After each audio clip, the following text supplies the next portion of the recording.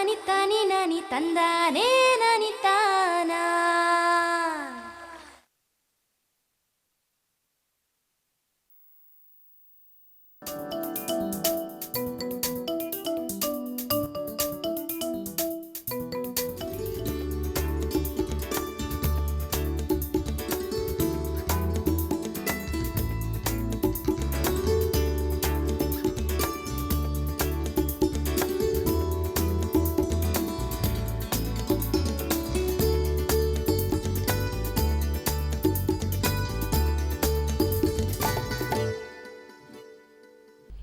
ನಮಸ್ಕಾರ ರೈತ ಬಾಂಧವರೇ, ಕೃಷಿ ದರ್ಶನದ ಕೃಷಿ ವಾರ್ತೆಗೆ ತಮಗೆಲ್ಲರಿಗೂ ಹಾರ್ದಿಕ ಸ್ವಾಗತ.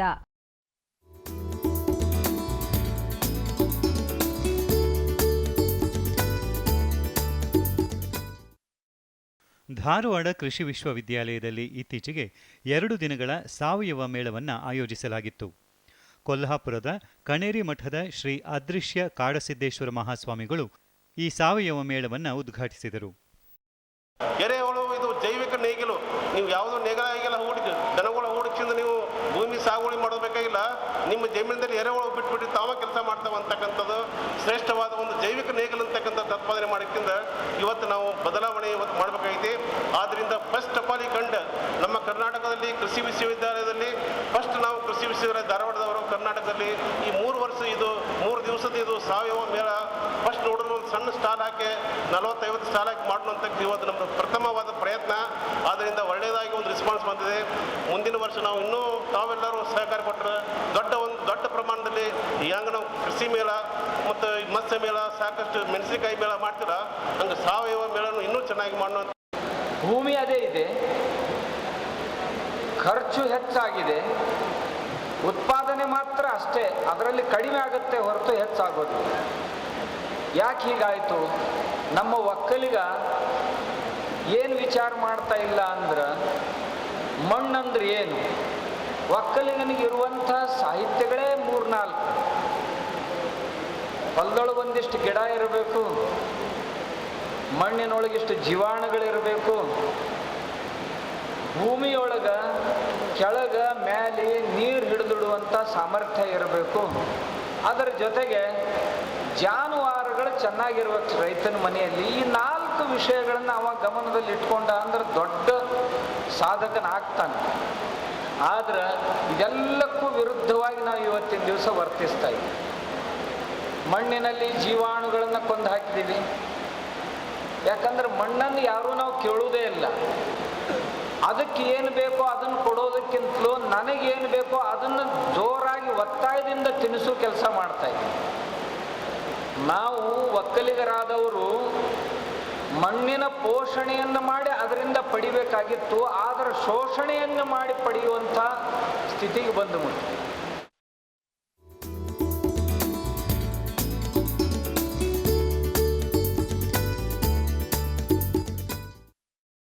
ದೊಡ್ಡಬಳ್ಳಾಪುರ ತಾಲೂಕು ಶ್ರವಣೂರು ಗ್ರಾಮದ ಪ್ರಗತಿಪರ ಕೃಷಿಕ ಮಹಿಳೆ ಲಕ್ಷ್ಮಮ್ಮ ಅವರು 2 ಎಕರೆ ಜಮೀನನ್ನ ಹೊಂದಿದ್ದು 1 ಎಕರೆಯಲ್ಲಿ ತಿಂಗಳ ಹುರುಳಿ, ಮತ್ತೊಂದು ಎಕರೆಯಲ್ಲಿ ಅಡಿಕೆಯನ್ನು ಬೆಳೆದುಕೊಂಡಿದ್ದು ಅದರ ಮಧ್ಯೆ ಬದನೆ, ಬಾಳೆ, ನಿಂಬೆ, ಚಕ್ಕೋತ ಹೀಗೆ ವಿವಿಧ ರೀತಿಯ ಬೆಳೆಗಳನ್ನು ಅಂತರ ಬೆಳೆಗಳಾಗಿ ಬೆಳೆದುಕೊಳ್ಳುತ್ತಿದ್ದಾರೆ.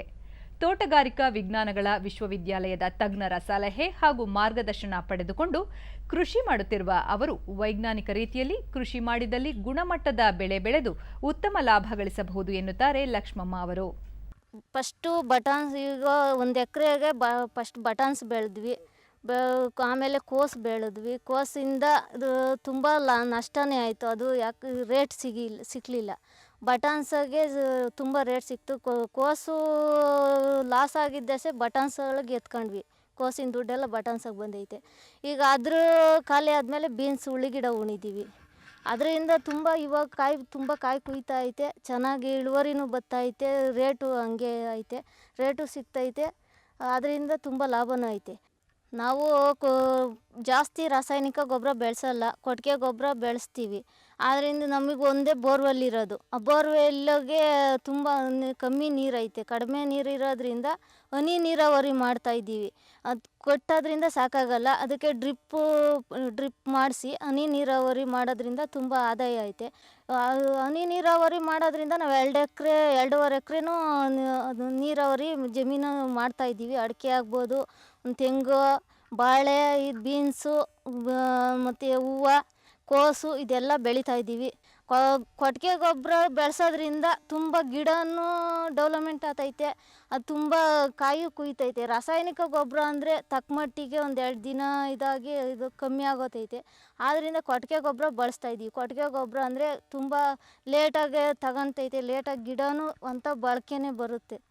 ತೋಟಗಾರಿಕೆಯಿಂದ ವಿಜ್ಞಾನಿಗಳು ಬಂದು ಮಣ್ಣು ಪರೀಕ್ಷೆ ಮಾಡಿಸ್ರಿ ಅಂತ ಹೇಳಿ ಮಣ್ಣೆಲ್ಲ ಪರೀಕ್ಷೆ ಮಾಡಿ ತುಂಬ ಚೆನ್ನಾಗಿದೆ, ತುಂಬ ಇಳುವರಿ ಬತ್ತೈತೆ ನಿಮ್ಮ ತೋಟದಾಗ ಅಂತ ಹೇಳಿ ಎಲ್ಲ ರೀತಿಯೂ ಅನುಭವ ಕೊಟ್ಟಿದ್ದಾರೆ.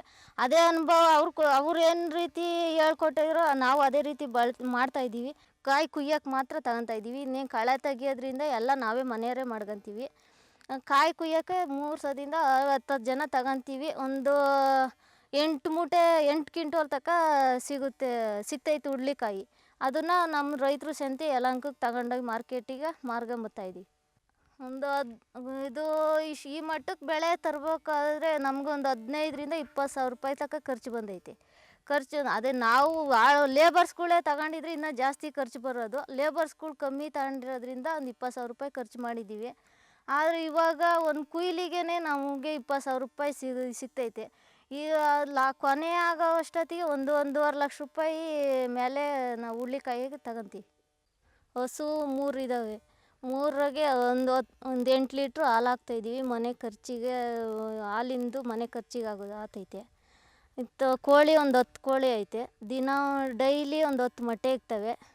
ಅದರಿಂದ ಮನೆ ಖರ್ಚಿಗೂ ಮನೆ ಸಂಸಾರಕ್ಕೆ ಏನು ಯೋಚನೆ ಇಲ್ಲ. ಈ ತೋಟದ ಬೆಳೆಗೆ ಲೇಬರ್ಸ್ಗಳೇನು ಇಲ್ಲಿ ಜಾಸ್ತಿ ಇಕ್ಕೊಳ್ಳಲ್ಲ. ನಾವೇ ಮನೆಯವರೇ ಕುಟುಂಬ 4 ಜನ ಇದ್ದೀವಿ. 4 ಜನ ಕಷ್ಟಪಟ್ಟು ಬೆಳಗಿನ ಸಾಯಂಕಾಲವರೆಗೂ ಕಷ್ಟಪಟ್ಟು ದುಡಿತೀವಿ. ಅದರಿಂದ ಲೇಬರ್ಸ್ಗಳು ಕಮ್ಮಿ ತಗೊಳೋದ್ರಿಂದ ನಮ್ಮ ಮನೆಯವರೇ ಕಷ್ಟಪಡೋದ್ರಿಂದ ನಮಗೆ ಜಾಸ್ತಿ ಆದಾಯ ಸಿಗುತ್ತೆ. ರೈತ ಬಾಂಧವರೇ, ಪ್ರತಿದಿನ ಸೋಮವಾರದಿಂದ ಶುಕ್ರವಾರದವರೆಗೆ ಸಂಜೆ 5 ಗಂಟೆ 30 ನಿಮಿಷಕ್ಕೆ ಕೃಷಿ ವಾರ್ತೆ. ಇನ್ನು ಮುಂದೆ ಕೃಷಿ ದರ್ಶನ ಮುಂದುವರಿಯುವುದು.